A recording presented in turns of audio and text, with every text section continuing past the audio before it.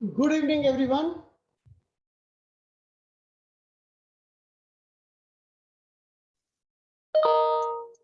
Good evening. Yeah, Assalamu alaikum. Good afternoon, good evening, from wherever you are joining. Welcome to the IOSH Oman branch meeting. Today we are going to talk about reviving from pandemic and enhancing the competence.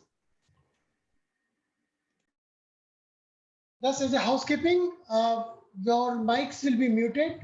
You can turn your camera on or you can turn your camera off as per your wish. Please turn to the speaker mode so that speaker view so that you can see the speaker. You may have the questions during the presentation, which you can type in the chat box, or we will have the Q&A session at the end. So please park your questions in the chat box. Only when we are doing the discussion, please one person at a time so that we can hear, because of the limitations of virtual media. So we can talk one speaker at a time. I request, as per the IOSH protocol, the meeting will be logged at 7:50, but I requested to keep the meeting on so that people can enter, because sometimes people get a network issue and they get logged off and then they are not able to join in.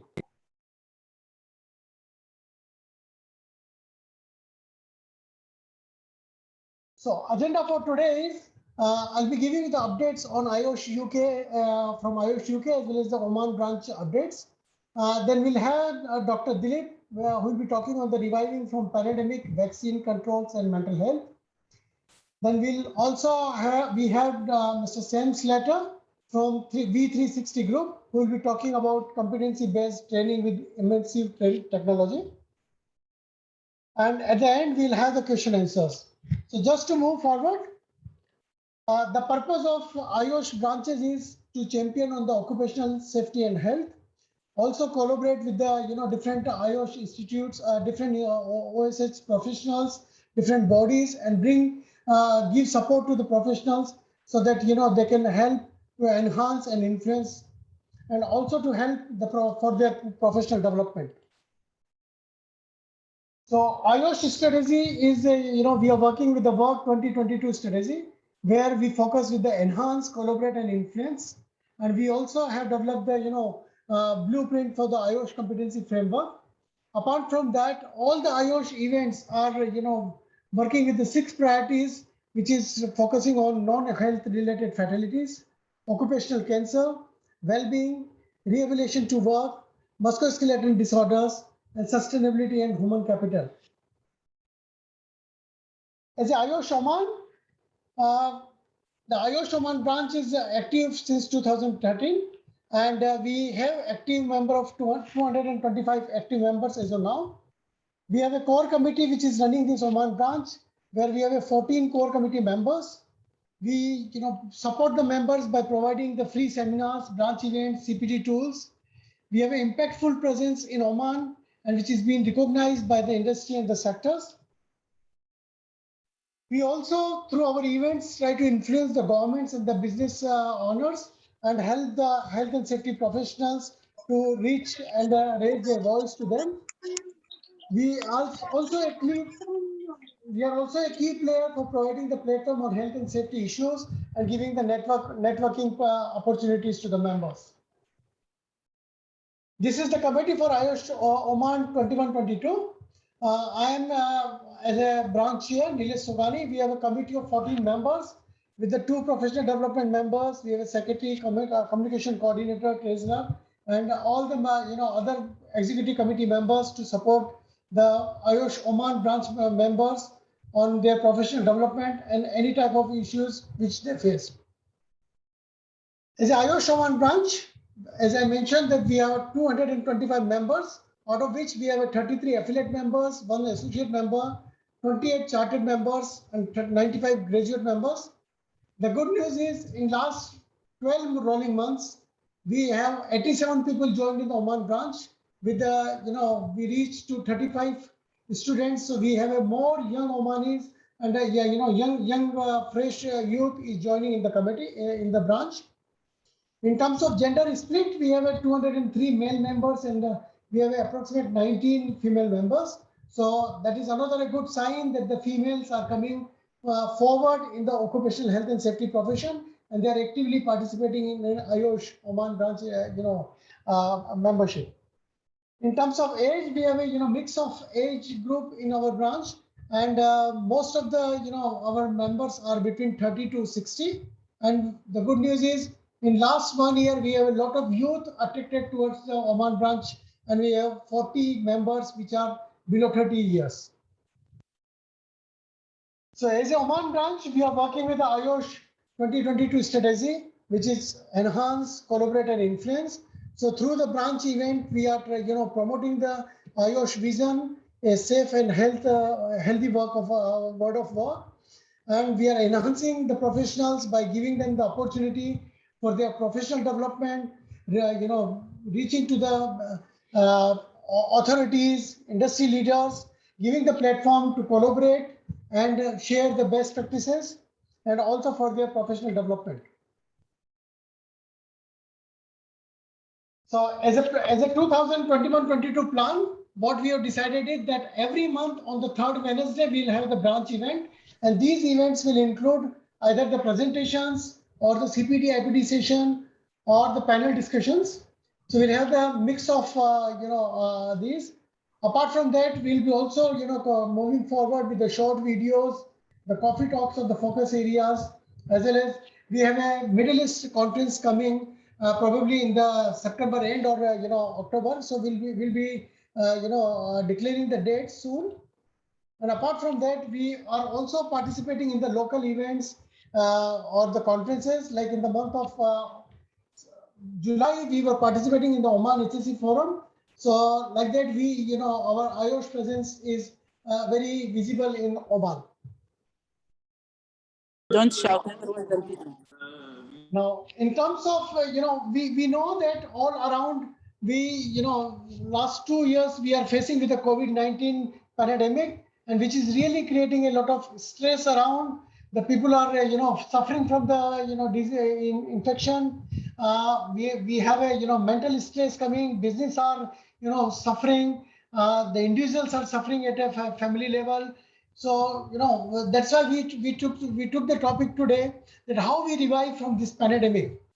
The good news is that in most of the countries, the vaccination is started, but still the mental stress is an issue, and still the major part of the population has to get vaccination, and still we need to keep continuing the protection, because just by having the vaccine, we are not protected.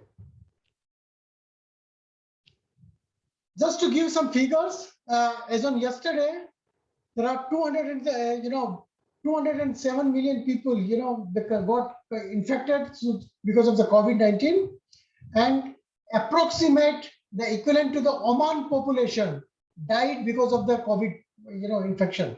So 43,70,000 people died across the world. If I talk about the Oman, as on today, we have crossed 4,000 deaths and almost 300,000 people infected.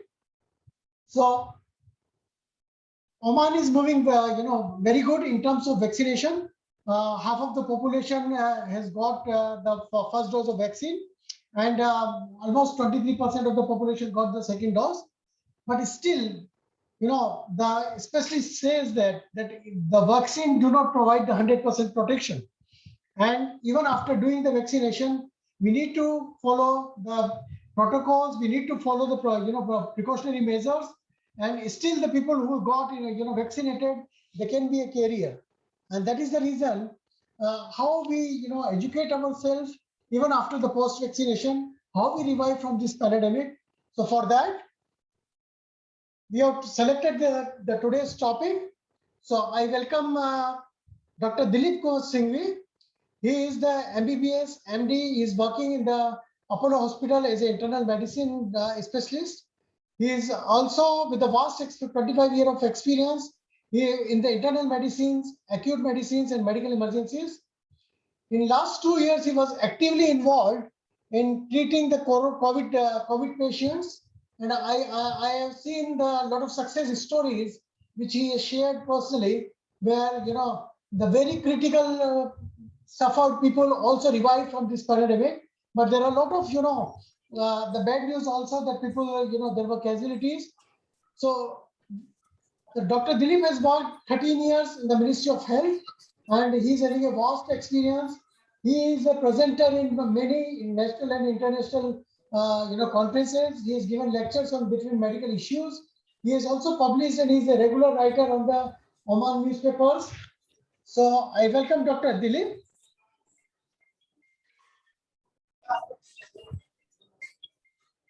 Dr. Dilip, if you can put your video on, please. Yeah. Good evening, everybody. Assalamu alaikum. And Oman time, it's good evening, good morning, good afternoon, from whichever part of the world you are joining. At the outset, let me thank Mr. Nilesh and the IOSH team for giving me this opportunity of sharing my thoughts with all of you on such an important topic, which already Mr. Nilesh has highlighted beautifully. And I would just carry on with and take it forward that, of course, the last 2 years, almost 17, 18 months, we have been hearing out and out of this this pandemic, which we call COVID-19. I mean, labeled as COVID-19 because it started in December 2019. And since then, it's carrying on. It has not stopped yet. And we are probably just come out of the second wave in Oman. Probably, I'm using the word probably because we are still not sure. But from the present data, what Mr. Nilesh has also presented, and we all have experienced who are in Oman and also in elsewhere across the globe, somewhere it is, most of the countries have suffered with the second wave. Some countries have already come out of it, like UK or US or most of the Europe, Australia, New Zealand, they have come out of it. But there are this part of the world, especially Middle East, Southeast Asia, we are still, amidst the second wave, which was there for almost last 5 months. It probably started in February. And now, if you see the numbers, there is a substantial decrement in the numbers. Probably the lockdown, which was put during the Eid time and around the Eid time and before and after, has effectively controlled the transmission of virus. Now, across the globe, lockdowns have been put and all of us are aware of it. And the motto of putting a lockdown is to control the transmission of virus. And the motto of vaccination, as Mr. Nilesh was also pointing out, is to protect the health of the people. So both the issues will go on simultaneously until the herd immunity is achieved, which is probably 60% or 70%. Nobody knows exact figure in case of this pandemic. But normally, by what we have seen in the last pandemics, which were there for the last, every century we have a pandemic, starting from the 17th century. So all these pandemics, what they have taught us is that normally 60 to 70% of herd immunity will provide enough protection for, almost halting the transmission of virus on its own. Because as long as a virus gets a new host, it will not stop. And vaccination in this case is very, very important, both in terms of reducing the transmission of virus, as well as protecting the health of the people. What do I mean with the health is that, as we all have known already, Mr. Nilesh has highlighted the figures. I don't need to go again, but just to highlight that close to 4.5 million deaths have occurred. And believe me that these numbers are also not correct. The death is much more higher than this, much more higher than this. And probably some underreporting or false reporting or not reporting, whatever the issues are, but the deaths are much higher than what we see. And in this second wave, which has been much more detrimental and devastating than the last year wave, there is, why I want to highlight this is there is a definite change in the pattern of the disease this year. That is the Delta and the Delta plus variant, which we are talking about. This has caused a lot of devastation in countries, especially in this part of the world, Middle East, India, Southeast Asia, and to a lesser extent in across the world, but it has reached to far across. Now, if you see the latest figures from US, it's started causing havoc in US in areas which are not vaccinated. There is a clear distinction between figures coming from the vaccinated area and the non-vaccinated area. But this variant has changed the pattern of scenario also, which we were witnessing last year. Last year also we had a lot of cases. We had a lot of what I say is morbidity and mortality. Morbidity means we had a lot of sick patients coming in, and we had a lot of deaths also. But last year, when the patients was severe and we had to put them on ventilator, we were able to bring them back. Many of the patients we were able to bring them back. But this year, what has happened is why we see a huge rise in the number of deaths, which I think so people here in Oman must have also noticed that this year we almost reached to a figure of 25 deaths per day, which was not last year. Last year, the maximum was 9 and 10. We crossed that. We reached 11, 15, 20 to the extent of 25 per day, which is very high for a country with a population of say 4.5 million. So we had more than 500 or 600 ICU admissions. Suddenly, the whole health system got overwhelmed. We were almost at the verge of crashing. We were short of beds. We were short of ventilators. We were short of so many things. And why this has suddenly happened is because this variant, Delta Plus, has the potential to spread almost 70% times more than the last year. So the spread was very rapid.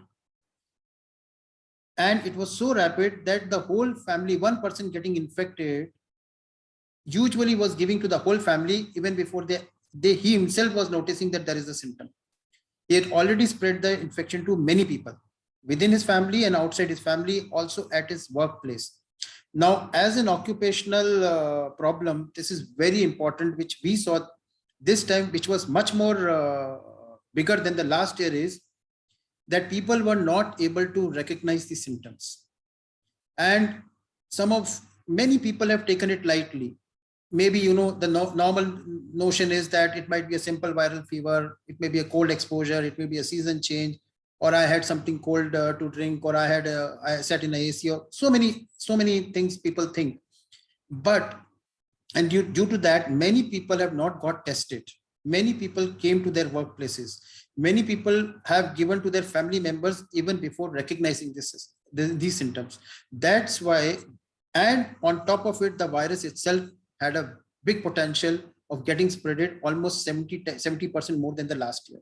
That's why there was a huge surge of patients, huge numbers in COVID positivity, and there was a huge surge of severity of the disease also. Both moderate to severe and very severe patients. And similarly, the deaths were also high because this time we have seen that the lung complications, I am sure you must have all heard about, clots, formation of clots. During the COVID infection I'm talking about, there were clots in the heart, there were clot in the lung, there was clot in the brain, the most common being in the lung. This time, the rate of formation of clots was too high as compared to last year. Practically out of 5, 2 patients were forming clot this time. And another complication which we have seen this time in this wave was that the lungs were very, very fragile. It was so fragile, and on one side they became very fragile because of the pneumonia which was caused and the damage to the air cells. And as the disease progressed and a couple of days have passed and the patient goes on ventilator, eventually the lungs become stiff. And so many patients, they had bursting of lungs. I'm using a I'm trying to be as, layman language as possible. There was bursting of lungs. If you call in our terms, in medical terms, there is development of pneumothorax. It is called pneumothorax, that air escaping out of the lung and going into the soft tissue. So that is, and the lung, you have seen a balloon. If you burst a balloon, what happens? It just shrinks like a small ball, and the air is out. That is what has happened to the lungs. The lung becomes like a mass of ball and the whole air is out. This has happened in so many patients in this wave across the globe. And this we had not seen in the last pandemic last year.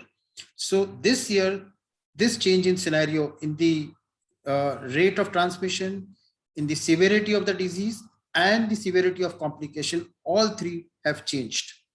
That's why it was very important for controlling this pandemic and controlling all these three factors. And you have seen across the country, like Middle East as well as in Southeast Asia, all the countries were again forced to put a lockdown, to the extent that it was a complete standstill. I mean, in a country like this with a festival, and we had 4 days of complete standstill lockdown, which is, it's a big thing, big initiative taken by the government, and it was a big decision. But I appreciate our government that they took this decision, and you can see the results. This complete lockdown has reversed the things. The transmission has come down, the number of admissions have come down, and also the number of deaths have come down. And now with the advent of vaccination, now the vaccination drive is going on, and almost our target population, half of the population we have achieved with 1 dose, and 1/3 of the population has achieved 2 doses. So hopefully the immunity is there, and majority of the people, I will not say all, but majority of the people who have double vaccination now will tend to have mild disease. So that will reduce the burden on the health services also. It will lessen our burden. It will lessen the burden on the health services. Less number of people will come to the hospital for admission. So, you can see the burden which health system was facing for last 6 months has lessened drastically now. Plus, since you have an antibody to fight the infection, so people are as compared to last year, there was no antibody until you have the infection. You get antibody only from the natural infection. Now you have the antibody from the vaccine, which will protect you or will fight against the natural infection in case you contact the COVID-19 virus. So that is like an ammunition, what should I say, in your armory, that is there to fight against the disease. And hopefully majority of the patients will get mild disease. Probably, you just need a visit to a clinic, or maybe you can stay at home, just finish your isolation period of 10 days and pass on with a mild disease. So that is the advantage of getting the vaccine. And that's why governments across the countries now are, putting all their thrust on this. Please go ahead and take the vaccine. Get yourself vaccinated. Get the protection, whichever vaccine you choose, or whichever vaccine is available in your country accordingly, as per your so many criteria we have. But please go ahead and take the vaccine. That is one of the most important point for revival from this pandemic. The other issues, like what I can suggest, I can suggest some, like, because this is a devastating disease, and if one member of the family also gets affected, and especially if an earning member gets affected, the whole family is devastated. Now in this pandemic, in this wave, again we have seen this change. Last year, the majority of the patients who were getting affected were of the elderly age group, 50s, 60s, 70s. This time, the younger people have got affected in their 20s, in their 30s, in their 40s. And although we did our best, we put our heart to bring them back, get them out of this infection. Unfortunately, see, we are also humans. The disease is such that sometimes it goes beyond our hands also, and we have lost many a few patients. I mean, we have lost patients in 20s, in 30s, in 40s, in 50s. And you can't imagine when we stand there and see that a fully conscious patient passes away. A patient who was absolutely hale and hearty 5 days back, or 1 week back, or 2 weeks back, absolutely had no issues, is suddenly no more. So it's very, what should I say, disheartening for us, and very, what should I say, breaks our heart when we see that such conscious patients we are losing to this disease. So it becomes all the more important for us as people, as what should I say, citizens of any country we are, that it is our responsibility also to behave properly, remain disciplined, keep our COVID-19 guards all the time on, not to lower our guards even after vaccination. It is very important to understand that vaccine does not prevent or does not stop the transmission of virus.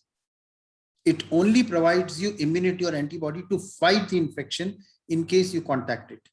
So this is an important point to understand, that getting 2 shots of vaccine doesn't allow us to lower our guards for COVID-19. We still need to wear the mask.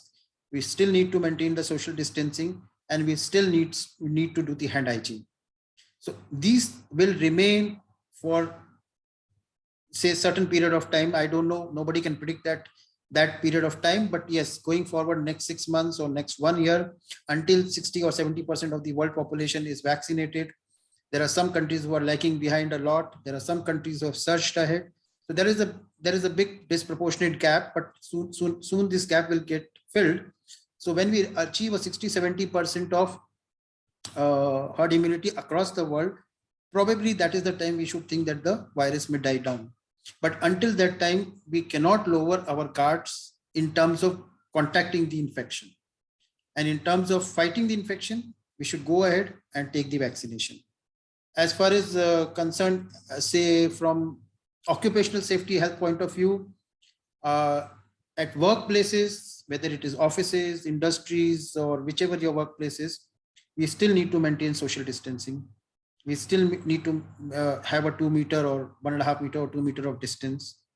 According to your sitting capacities or workplace availability, you have to, adjust your staff or your employees or your industrial workers accordingly. You cannot totally go back to the normal format which we were there pre-COVID. That there is still time to go there. But yes, with say 30%, 40% or 50% strength or whatever you use as per your conditions, you can work keeping the social distance, keeping the mask on, and doing the hand sanitization. And the most important point which I have seen is that people fail to recognize the symptoms. Please recognize these symptoms, and the dictum is it is COVID until proved otherwise. It's not the other way around, that it is a normal viral and nothing is going to happen to me.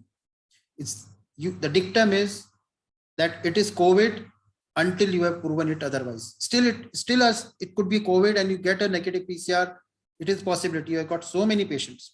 But my advice is that you should at least consult your doctor, your whichever medical facility you're following. At least have a word with him, discuss your symptoms with him. Ask him, can this be COVID? Do I need to do a test? Do I need to come to a hospital? So do that and isolate yourself very from the very beginning. The moment you notice any of these symptoms, I'm sure all of you are aware of these symptoms, whether it is fever, cough, headache, body aches, muscle cramps, vomiting, diarrhea. This second wave, seen many patients with having only diarrhea and vomiting, nothing else. And we do a COVID test, it comes positive. So many are presented like that also. So all these symptoms, maybe a rash also. All this, whenever you notice, please isolate yourself, get a medical consultation. Maybe we need a PCR test, go ahead and do a PCR test. And then accordingly, you follow the pathway as per your medical specialist. So please don't ignore symptoms. This is the most important point, one of the key points of controlling the transmission to your family, to your other colleagues in your workplace.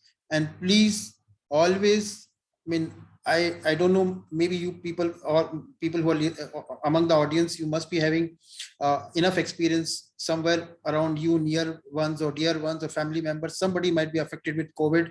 You must have seen the seriousness of the illness also. So believe me, it is not a simple normal viral disease. It's a very devastating disease. So please take care accordingly, take your precautions, don't lower your guards, get your vaccination done, and get your vaccination done and get a medical consultation at the earliest. This is as far as the medical aspect is concerned.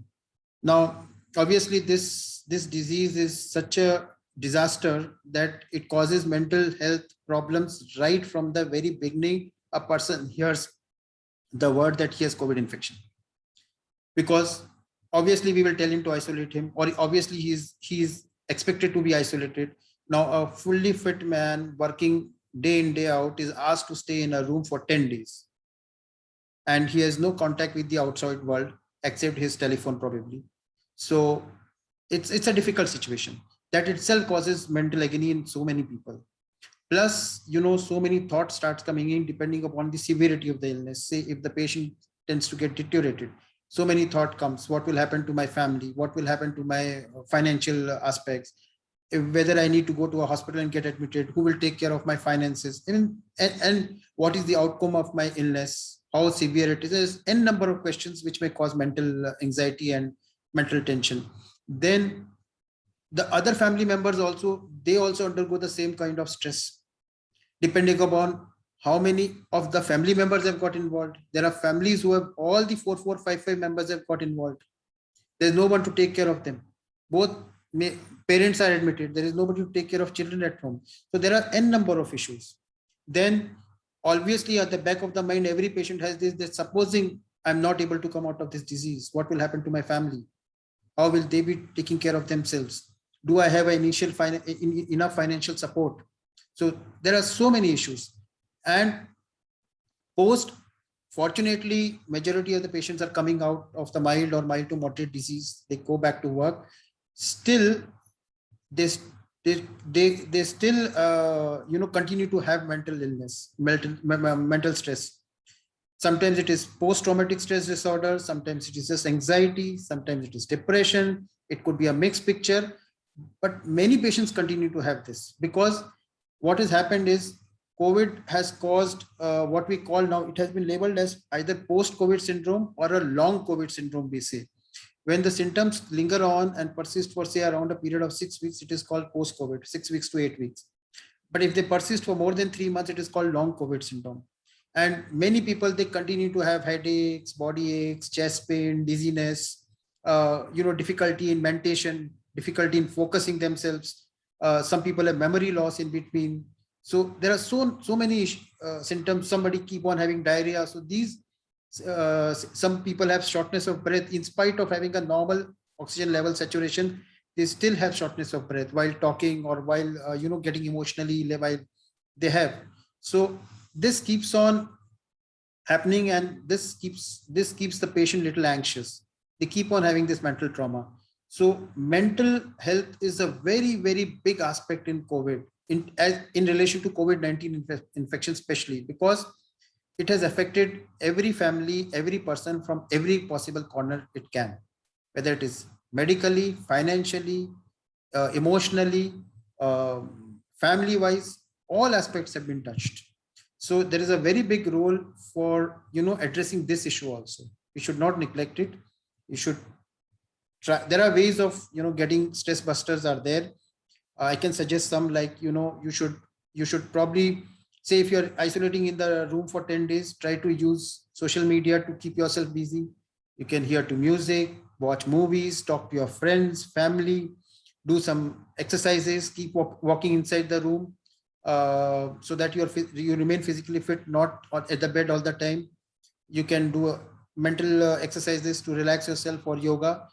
You can play games. Now there are so many online games, all the gaming apps are soaring high. You just play games with your kids or any family member. Whichever form of relaxation you need, you do it, but do it. Don't get stressed. Similarly, when you come out of it, there are again so many ways. You can talk to your friends, you can go out for a walk whenever it is available, if there is no lockdown. You can do exercises, limb exercises, breathing exercises, yoga. So all this will help you relax. Most important thing is, do not remain isolated in your environment. Try to speak to somebody, your friends or your family member. Try to seek help whenever you need. There is no harm, there is no taboo, there is no stigmata on this. Please consult your specialist doctor, whoever you are in touch with, whenever you feel that you are not able to cope up with the situation. And believe me, we are getting so many patients daily. We are counseling so many patients for post-COVID as well as post-COVID. But please seek help whenever you need. So, because until a person is mentally relaxed, you cannot work. You cannot do any kind of work, whether it is at home or it is at your workplace. So unless the person is mentally fit, you cannot work. So mental well-being is as important as physical well-being. It's a state of mind.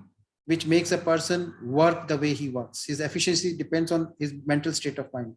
So if your mental state of mind is not correct, you need a break, take a break, stay at home, relax yourself, then you join a work. Don't be in a hurry in joining the work. So that's from my side, Mr. Nilesh. Probably I'm free Thank you, Dr. to Dilip. answer any queries or questions from the audience. Yeah, thank you, Dr. Dilip, for giving the, insightful information, especially, the importance of the vaccination, and which you have given a great example of what is happening in US. Still, there are so many people, they think that because other people are getting vaccinated, so I will be protected because of the herd immunity. So what's your thought on that? People, there are people because of the religious reason or because of so many other excuses, they want to get away from the vaccine and they tell that other people will get vaccinated, so I will get the herd immunity. Yeah, it's the same thing, Mr. Nilesh, of thinking that my friend's gun will work for myself. I will not carry the gun for myself. My assistant's gun will carry. I will carry the gun with him and he will help me. It's the same thing. If you do not vaccinate yourself, you don't have the antibodies in your body. So you don't have the ammunition to fight the disease. And 60 or 70% herd immunity is also a arbitrary figure. It is not 100% that you will not contact the disease. Still, you may have low grade of infection because this disease we have no experience. Till this is absolutely a deno, although it is a coronavirus, we have experience of previous coronavirus infections, which was there, which you must have heard: bird flu, H1N1 infection, MERS, SARS, they are all coronavirus, but same family. But now this virus has absolutely changed its characteristics. It's behaving in absolutely a different way. Whatever the reason is, across the world, everybody knows. I don't need to pinpoint to that, but whatever the reason is, this virus is beyond all boundaries of medical science, which we know. How the H1N1 had behaved, how the SARS had behaved, it is not behaving like that. Coronavirus usually do not mutate so quickly. It takes years and years to mutate a coronavirus. This one is mutating every, second or third month. So I don't know. I mean, we also as medical professionals do not have, now we have, I mean, after 1.5 years, we are still, we are in a better shape and a better position to give you some insights. But if you ask me why this is behaving like this, nobody knows in the world why it is behaving like this. There was such high transmission was not there in the other earlier infection. There is a high rate of transmission in this. So even 60 to 70% herd immunity, which I'm talking about, is not 100%. What should I say? It's not what we call like Mia fil Mia in Arabic here, or 100% or 100% in Hindi. Shat Pratishat. It is not 100% guaranteed that you will not have an infection. There is still a possibility of having an infection. So I would advise that you should have your ammunition in your own body, not other person's body. You should not depend on other person's body. So vaccine is mandatory for everybody.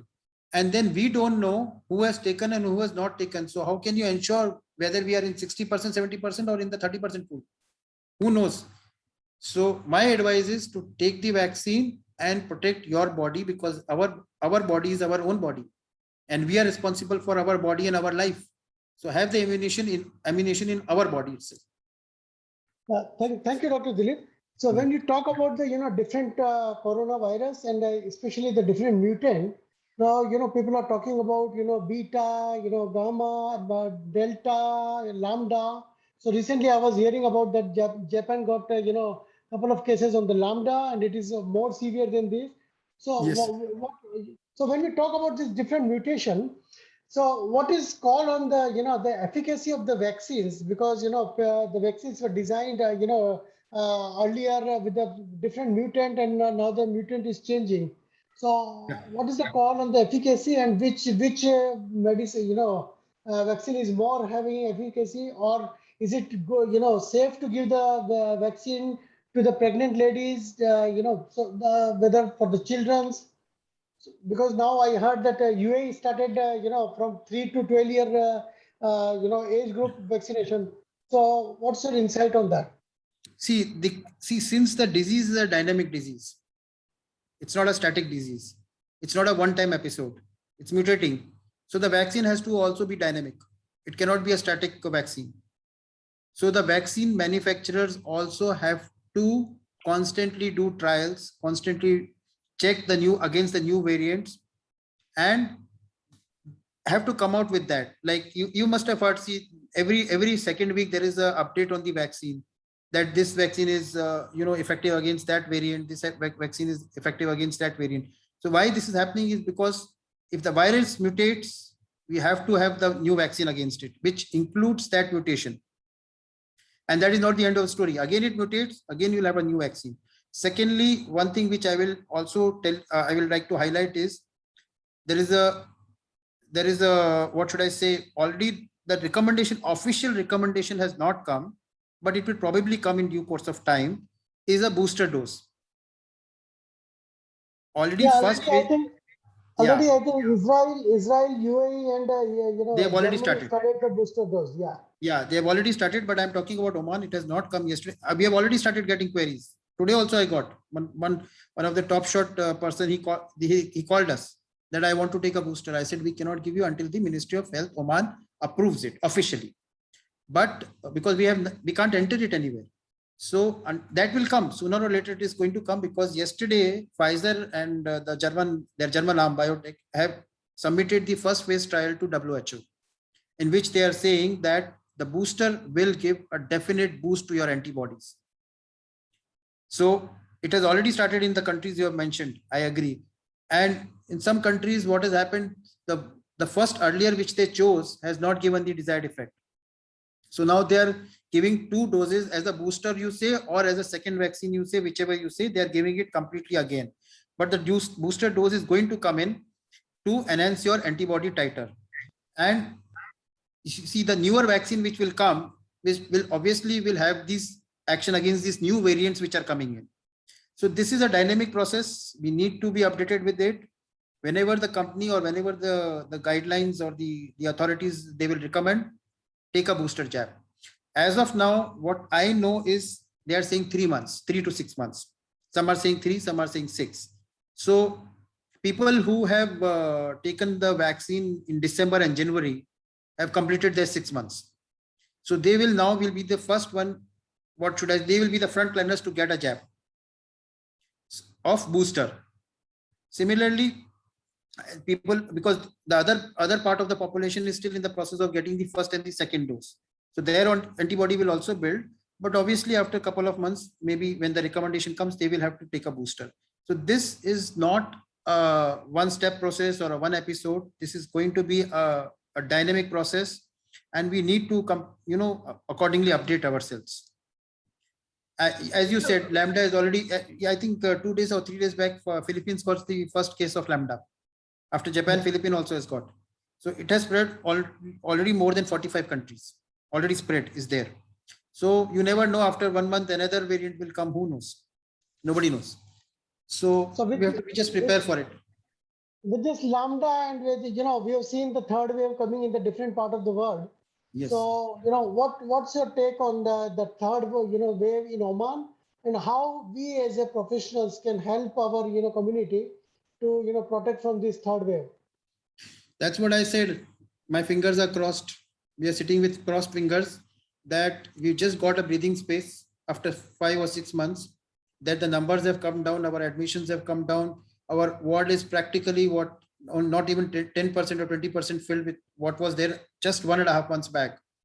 But how long this stays depends upon the behavior of the citizens of the country or the residents of the country. Because as long as the virus will get a host, it will get transmitted. So social distancing, mask is the 2 most important things which we have to maintain. You cannot, yeah. One of the important question comes, immediately people have seen that after the first dose of vaccination, the people are getting more symptoms or they're getting sick, and even if they're tested positive. So, what protection should be, taken after the post-vaccine, after the first dose as well as second dose? See, what has happened, I'll tell you, there are two things which we had seen. There were 2 things, we means as a medical professional, as well as we got a circular from the ministry also, because they also noted it. What happened is, one is many people did not recognize that they had symptoms and they took the vaccine. Before the vaccination, many people had symptoms, because when the people started coming in after, normally what happens after the vaccine, the next 24 to 48 hours, you should have the symptoms, whether it is fever, headache, body aches, muscle cramp, whatever the form of symptoms are supposed to come, should come in the next 24 to 48 hours. After that, normally it is not because of the vaccine. So what has happened is, after third or fourth or fifth day, we started getting patients with symptoms. Fever is there, fever is not coming down. So, somebody has persistent vomiting or diarrhea or rash, so many symptoms. So we started testing for COVID and they started coming positive. Then we took the history. We revisited the history. Did you have symptoms before taking the vaccine? And many of them said, yes, we had. A small sneezing, a small, say, headache, or a feverishness feeling, that may be the start of COVID symptoms, which was not recognized by many. So what happened is, they went and took the vaccine. They developed the symptoms after 4 or 5 days, and the COVID PCR came positive. Fine. Secondly, what has happened is, the vaccination center itself had so much of crowding. We could not, because it was a mad rush. Suddenly the vaccine started coming everywhere. People had enrolled. Everybody was waiting. There was a mad rush everywhere. Every vaccine center had this mad rush, to the extent that ultimately everybody had to take steps to, segregate. Although we had taken steps from the very beginning, but still we had to, reorganize ourselves to segregate people. There was so much of mad rush. Not in even here also, even in India also, and other countries also, same thing, because everybody was eagerly waiting for the vaccine, that let me get the vaccine. So in that also, there was spread of virus, of the infection, because many people did not recognize. See, there is this infection is playing with us, because on one end of the spectrum, you have asymptomatic patients. On the other end, you have full-blown disease. So asymptomatic patient means what? He has the virus, he doesn't know, because he has no symptoms. So how will he know? He will never go to a doctor to get tested. Now he goes to a vaccine center to get a vaccine. He doesn't know he's carrying the infection. He gives to 10 other people who are standing in line before him, after him. And this has happened, believe me. There are people who have given us history. We never went out of the house except for getting the vaccine, and we got the infection. We have taken this history. I've taken here also. I've taken in patients who have called me from India also, because anybody who's in my touch, they just call me and ask me, is it possible? I said, yes, it is possible, because the vaccine centers itself have become super spreaders. This has happened because so many people are getting together without knowing the history. Normally what happens, see, all hospitals have a restriction of entry of the people who are coming from the community. There is a nurse at the gate. There is a temperature measurement. Everything is there. And the moment we get this, we stop them from going into the main area. They go into the COVID area. Here also we tried to do the same thing, but there was so much of mad rush. So we had to reorganize. Somebody had to take a different center again, a bigger space, a separate place. But it has probably both these factors have caused in our, what should I say? Maybe the positive factors of getting infection after the first dose, because. And probably what has happened, the perception in the community has gone that since I got vaccine, I got the infection. But it's not because of the vaccine. It is because of the exposure to a person who had COVID when you went for the vaccine. So this is the difference you need to understand. So we had people after first dose of vaccine. We had people after the second dose of the vaccine. Both the doses. Now, one of the challenging thing, as a health and safety professionals, what we have is that, in our work sites, when we allow the people to come from the leave rotations in this, we do the PCR test. But now the challenge is coming that when we have completed the both dose of the vaccine, whether we need to do the PCR test on each work cycle. Second thing, we are Yes. also getting a challenge that, Because the maintaining the social distancing and the masking, which is really, with the hot weather condition, the workforce, they really feel, stressful for continuing wearing the mask. So your insight on that. the problem is, see, as I said, the vaccine doesn't prevent the spread of disease. It doesn't prevent it. See, if you have an infection, you have full potential to give it to others. Whether he's vaccinated or you are vaccinated doesn't matter. The only problem, the only good thing is that if you get or the other person gets, you will get a mild disease. That too, believe me, I am saying the word majority. I'm not saying 100%, because the best of the vaccine, whichever company you choose, none of them go above 94%. So if you take the best of the vaccine, you still have 6% people who will not generate an antibody. See, what does this 94% figure means? That if 100 people are given, 94 will generate antibodies. Still 6 people will not generate in spite of taking the vaccine. So you will not know in which boat you are until you test the antibodies. Okay. Now at mass level, you cannot test antibodies for everybody. One of the questions that some of the companies, or some of the, people think that after doing the vaccination, if we do only the CRP test, and with that we can come to know that, whether we are infected or not. Yes, you see, CRP is a marker of infection or inflammation. Okay. And it is the first to rise in any infection, not only COVID, any infection, whether it is simple bacterial, simple viral, any infection, it will rise. But if your CRP is high, it's above the range, it gives you an indicator that there is some ongoing infection or inflammation.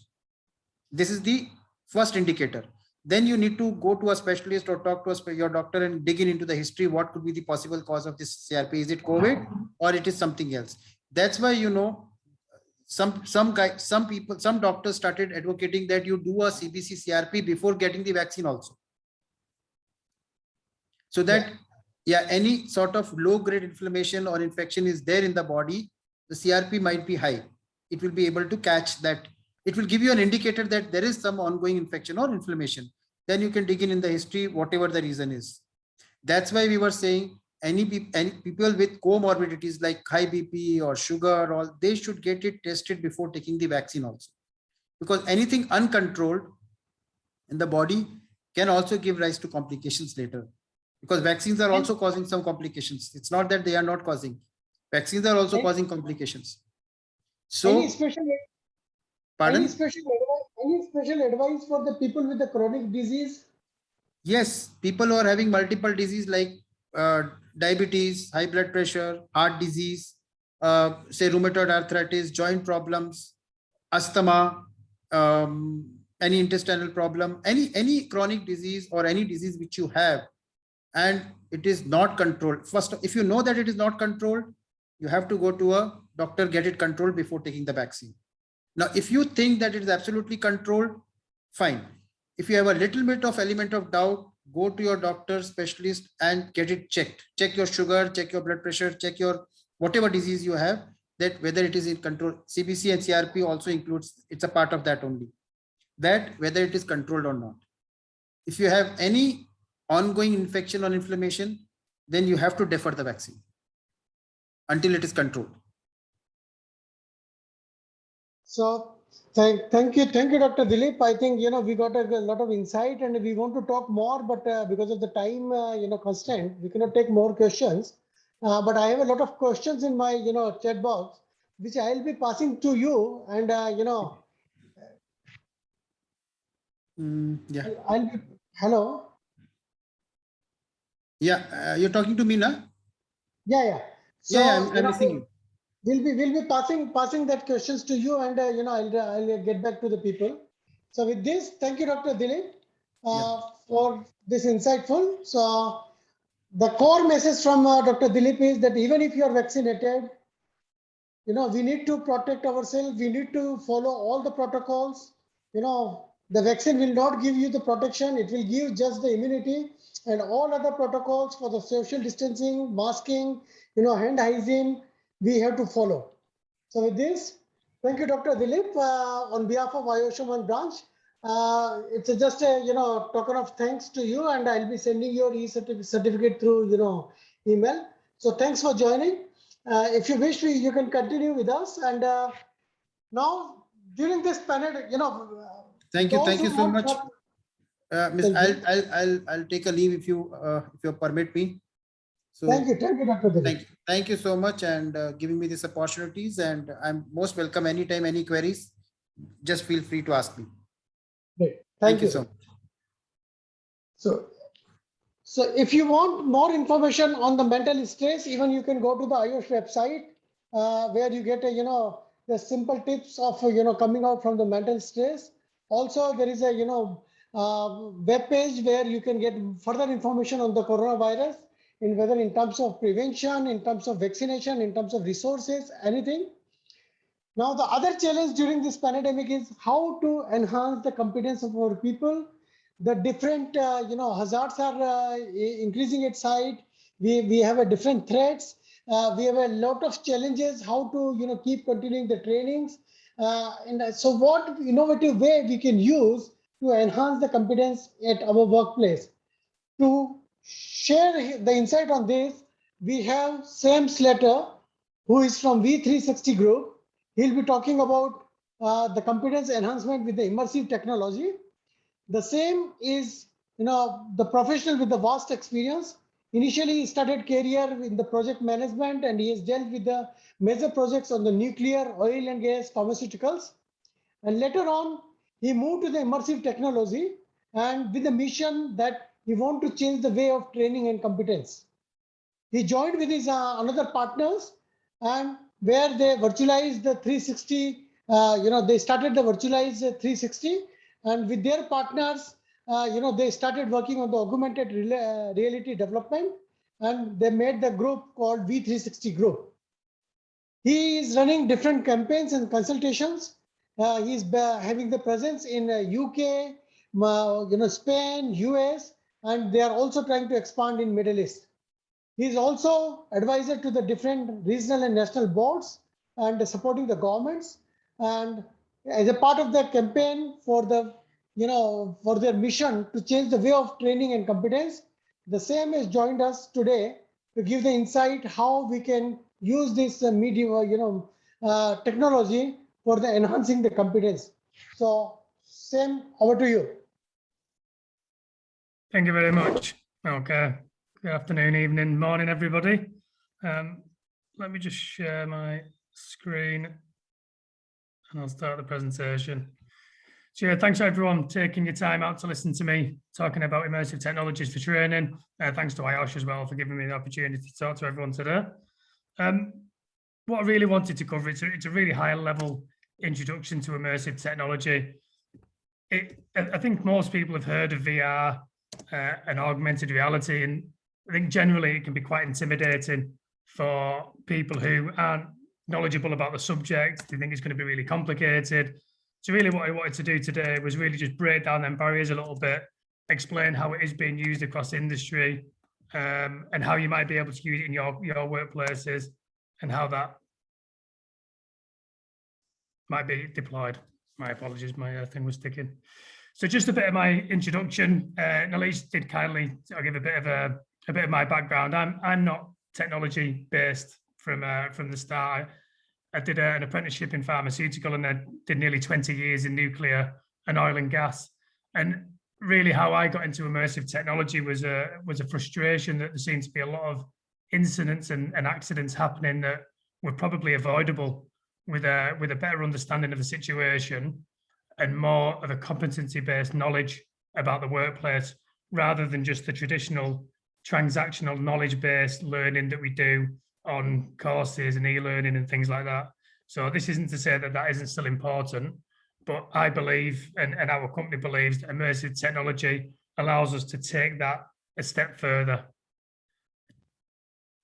So really the presentation overview, as just said there, a bit of a comparison between competency and knowledge-based training, effective learning and knowledge retention.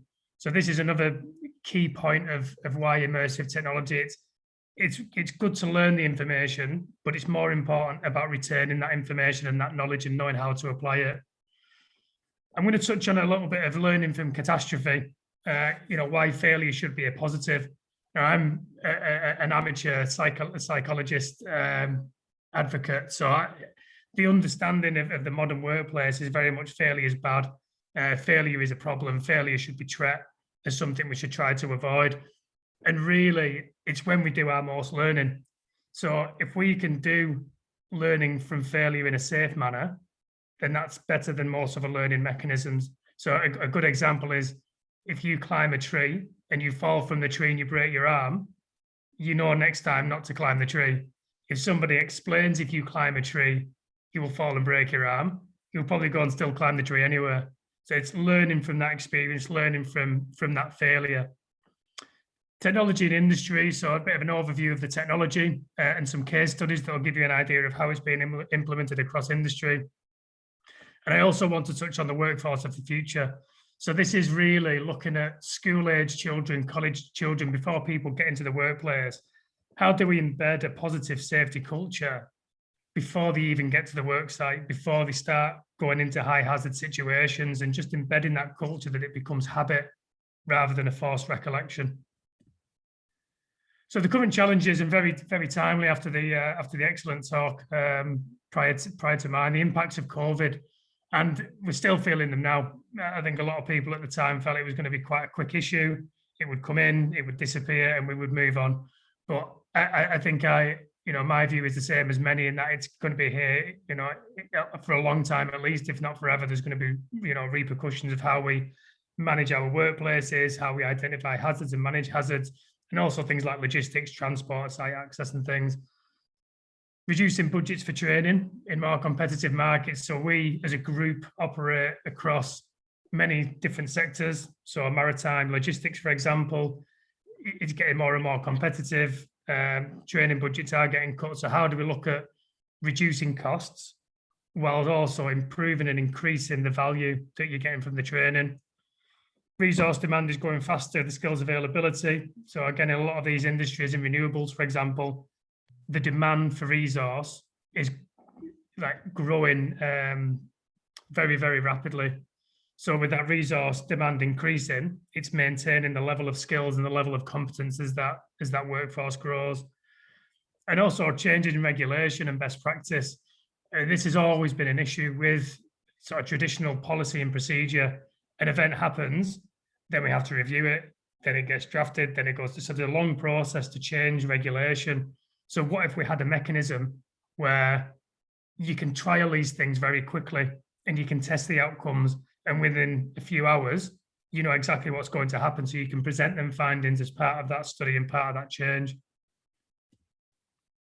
So just a quick bit on learning and knowledge retention. I guess most people have seen this, or at least been made aware of this, but really the upside down triangle of how we learn and how much we remember. So right at the bottom, it's you read an article, somebody talks to you, tells you about something that's happened. So that's really at the bottom end of what you take in, you actually retain. You move on to something different, you get distracted, you forget it.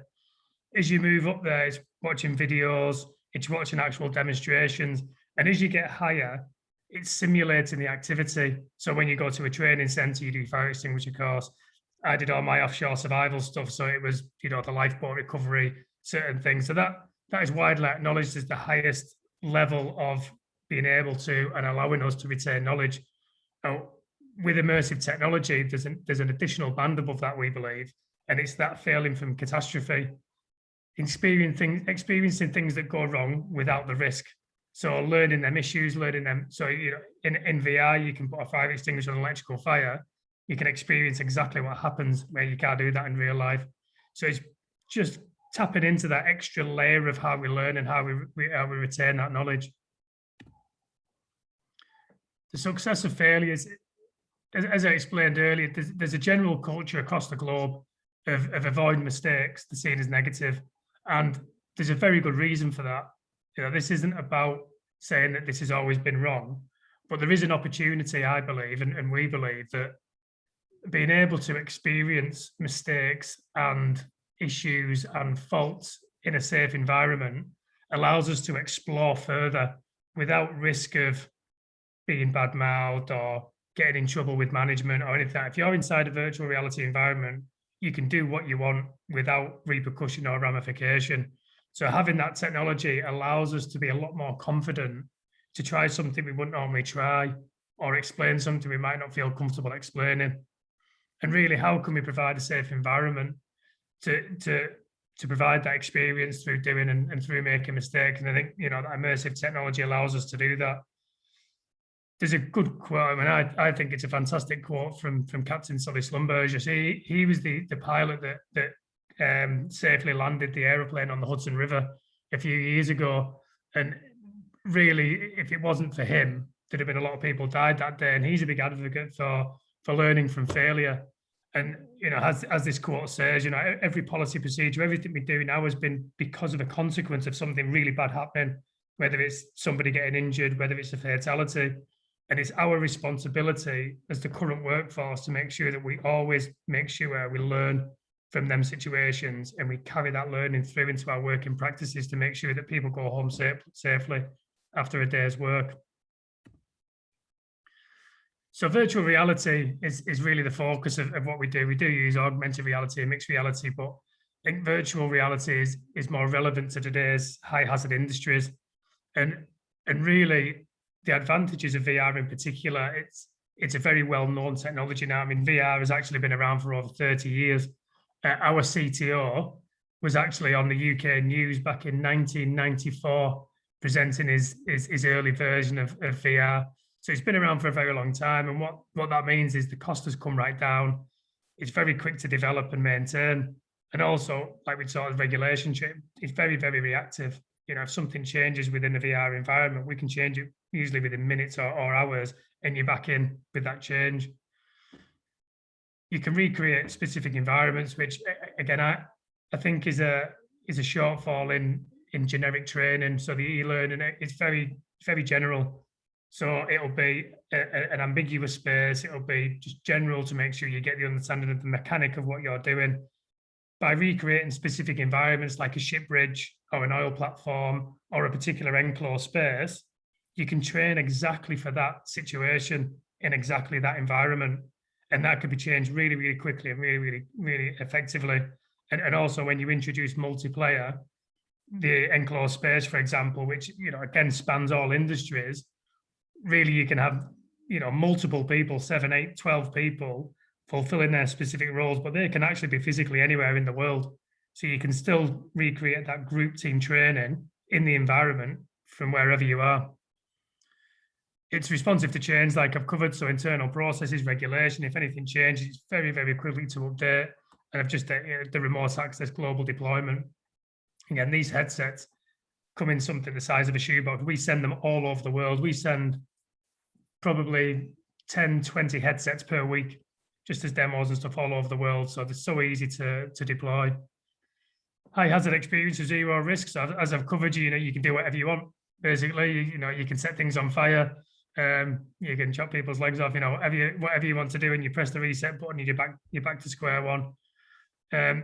Reduction in travel. So this again, going back to the COVID-19 thing, is really important at the moment, and you know, quite rightly, a lot of companies are discouraging excessive travel. I mean, I myself personally, before the pandemic, I was very normally in 4 different countries within a month, 20, 30 flights. So that travel is being restricted. Using immersive technology allows you to bring people together from anywhere in the world. And organization-wide analytics and deep learning. So this is a little bit of a step on from the basic VR, but the amount of data you can gather while you're deploying this technology is eye-watering. So being able to gather all that additional data for how people do operations, how people react in certain situations, gives an organization a very, very unique insight of their operations, of their workforce, of the way they do things. So their policies, the procedures, how do they work? How do we do that within our different sites or different locations? And that can all be recreated in VR, and then data analytics pulled out of the back, which is very, very useful. So a bit of a case study. I mean, hazard identification is a really obvious one for VR, and we've run a load of these simulations now. And it's basically, you put some goggles on and you go inside an environment and you've got to find the hazards. And once you find the hazards, you've got to recover from the hazards. And, you know, it's very, very simple. But when this is recreated and you can put it into a headset and you can send them headsets all over the world, that hazard identification, which is quite straightforward and simple, can actually become quite complex and value add as well. So you could have multiple levels, lots of different difficulties, bad weather conditions. So something quite simple as hazard identification can actually be really ramped up in its value. It's quickly scalable across additional environments. It's simple to set up and deploy internally.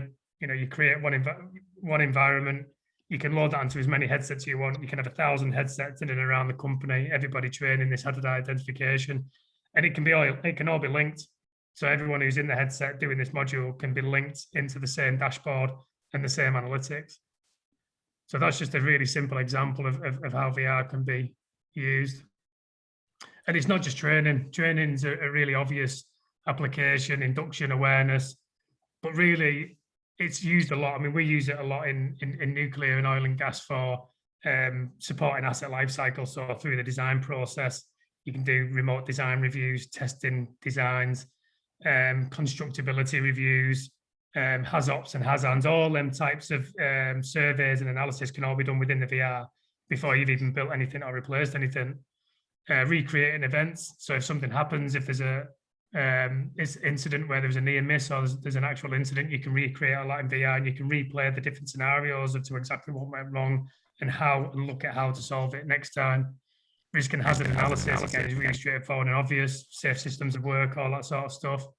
Pre-ops and project delivery, instead right throughout the life cycle, operations, maintenance, and special operations. I mean, that's critical in most industries where if you've got a specific operation that's either never been done before or is particularly high risk, you can put the people through that scenario as many times as you feel is comfortable to make sure when they actually do that special operation or they do that particular high hazard operation, they're as prepared as they're possibly going to be.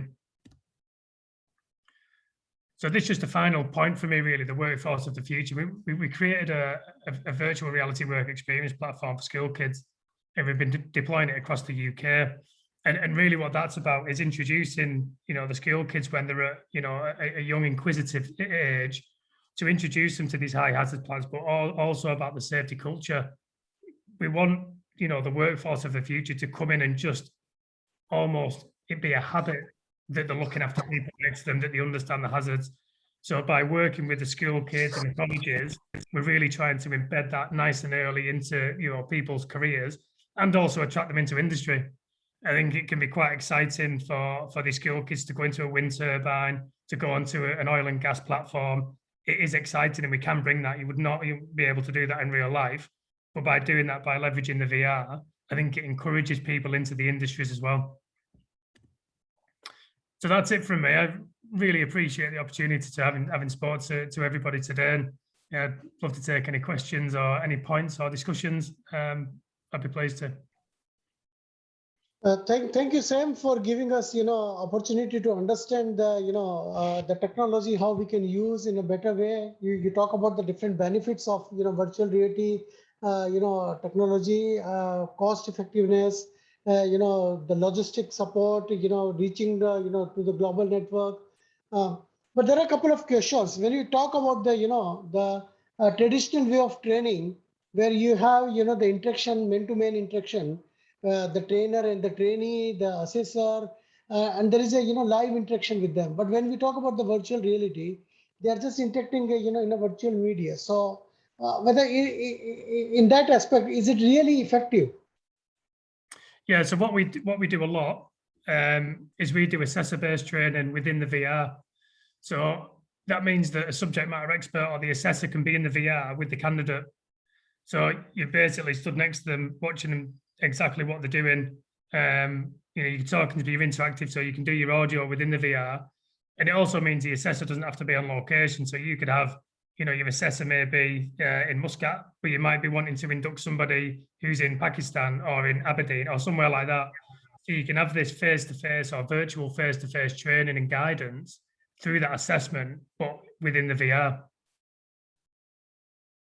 The other question is, you know, because especially in oil and gas, we work on the remote locations where, you know, sometimes there is no internet connectivity or, you know, there is no network coverage. So in such a atmosphere, you know, in such location also, whether this technology can be used? Yeah, so typically a headset has, it's essentially a mobile phone in a headset. So there's a lot of storage memory in these headsets.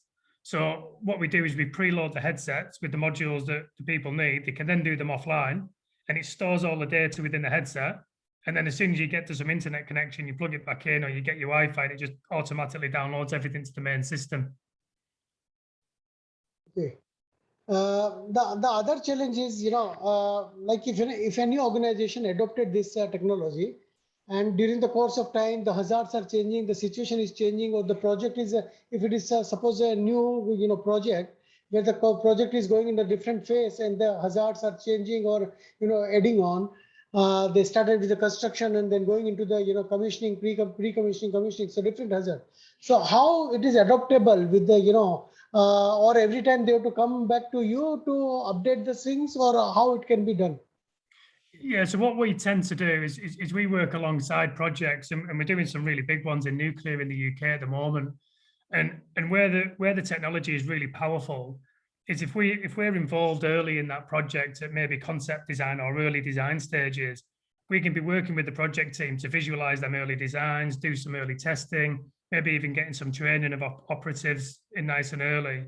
And then right through the whole project, we can be embedding that model with updated data. So you've got a complete history of all of them design decisions, regulation changes, personnel changes, all of that information is embedded within that model.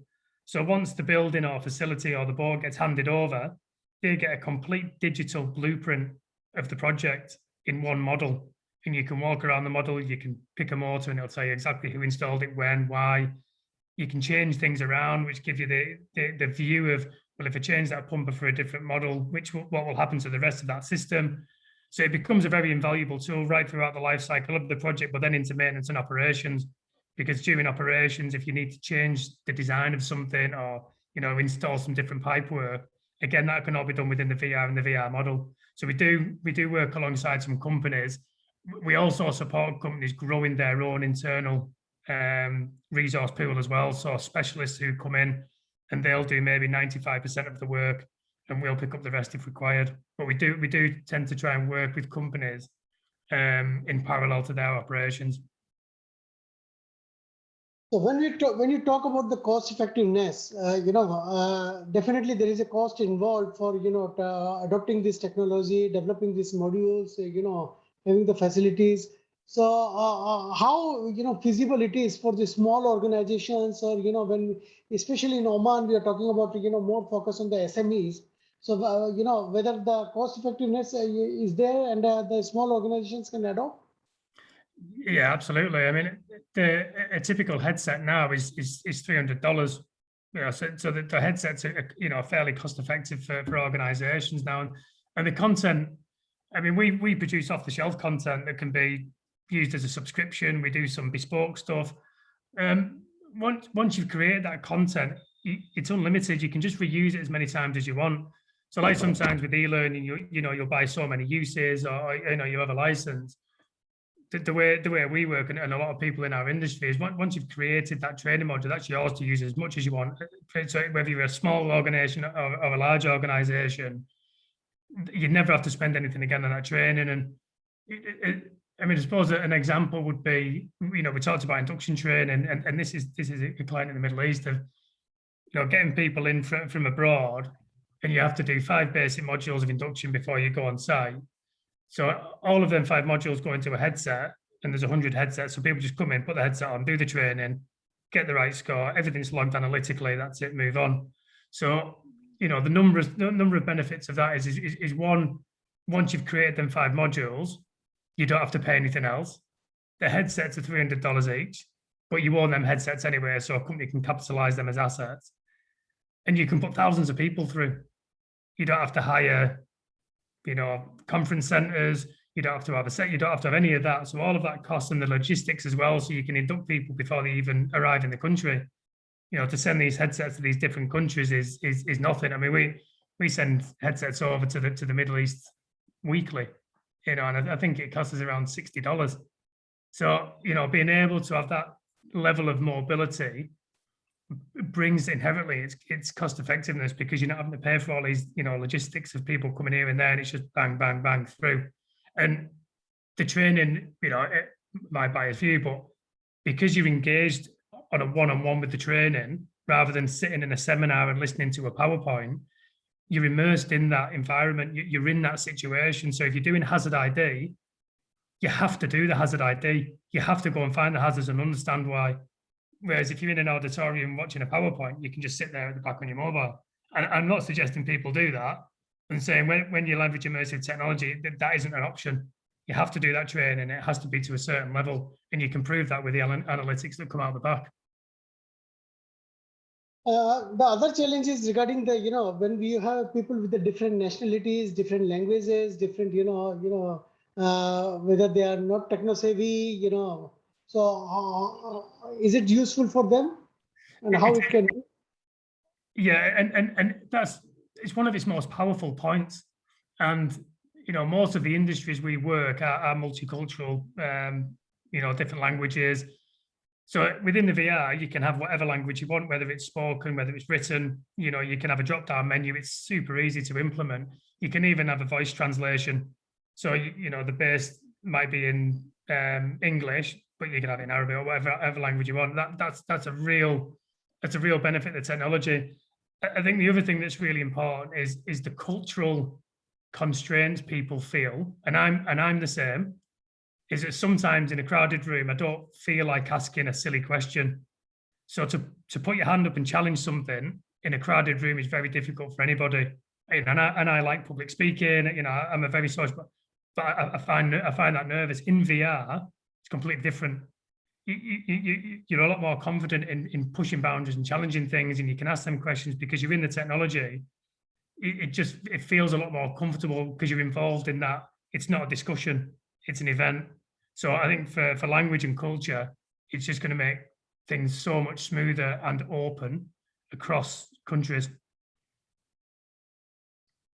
The last question from me is, whether it can be adoptable in any type of industry, any type of business, or, it is specific to oil and gas or, high risk industry.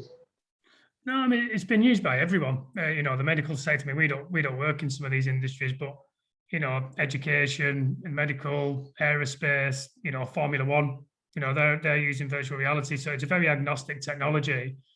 We focus on the high hazard industries because that's our background. We understand oil and gas, we understand shipping, we understand nuclear.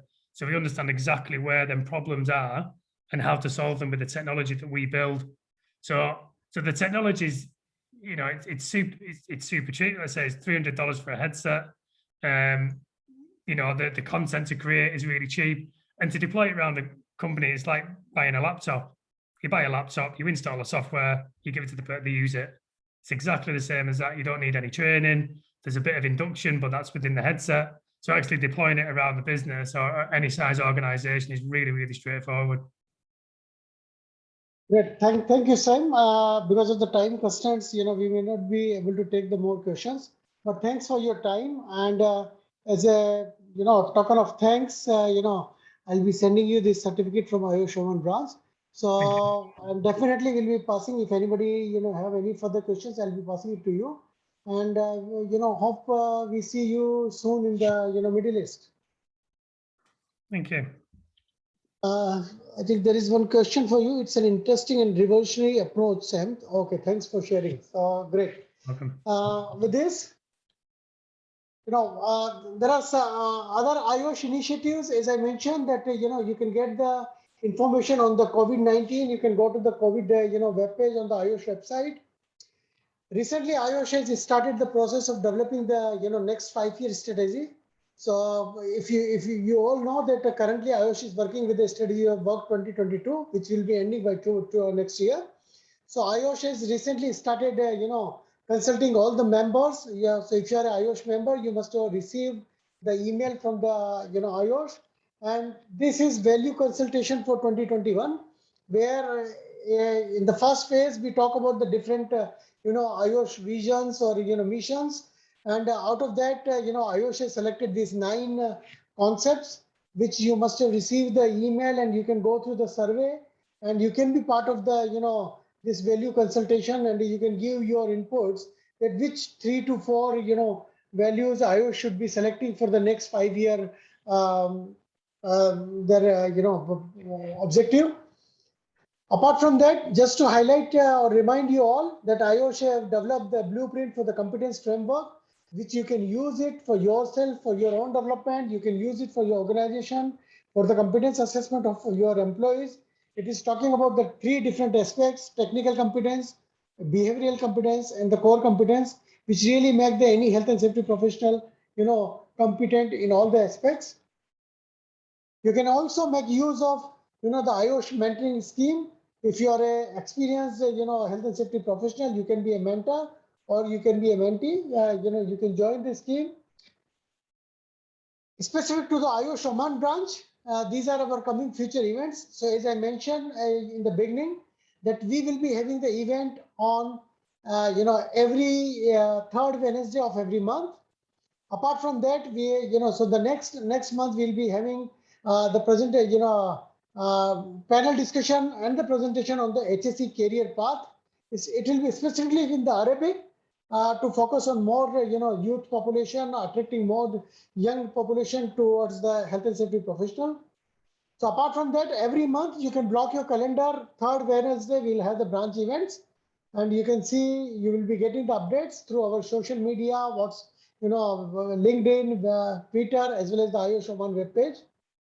We'll be having soon the IOSH Middle East conference. It was initially planned for the next, September 1st week, but for certain reasons, we'll be, rescheduling it, and it may postpone to the, September and or the October 1st week. So we'll let you know soon what is the dates. IOSH Oman is also participating in the Global HSE 2022, which will be in Oman, and it will be from 13th to 16th of February. We are here, the committee is here wholeheartedly to support the members, whether you need any type of supports for the, on your membership, on your professional development, any sort of, advice. So you can reach out to our members. Our committee will be very happy to support you. So we have a different committee members who are focusing on the different focus areas. So especially for the member support, we have Mr. Muzab, he's leading the committee, and he's supported by 4 core committee members, Mr. Sarat, Mr. Basil, Mr. Saeed, and Mr. Muhammad Al-Muzani. So you can reach to any of these members if you want to get any support on your membership support or CPD, IPD. So with this, thank you everyone for attending today's session. Again, as we discussed, even if you are vaccinated, please don't lose or, on your COVID-19 protocols. Stay safe, follow all the COVID-19 guidelines, especially for the mask, social distancing, and the health hygiene. With this, thank you for joining and have a good night.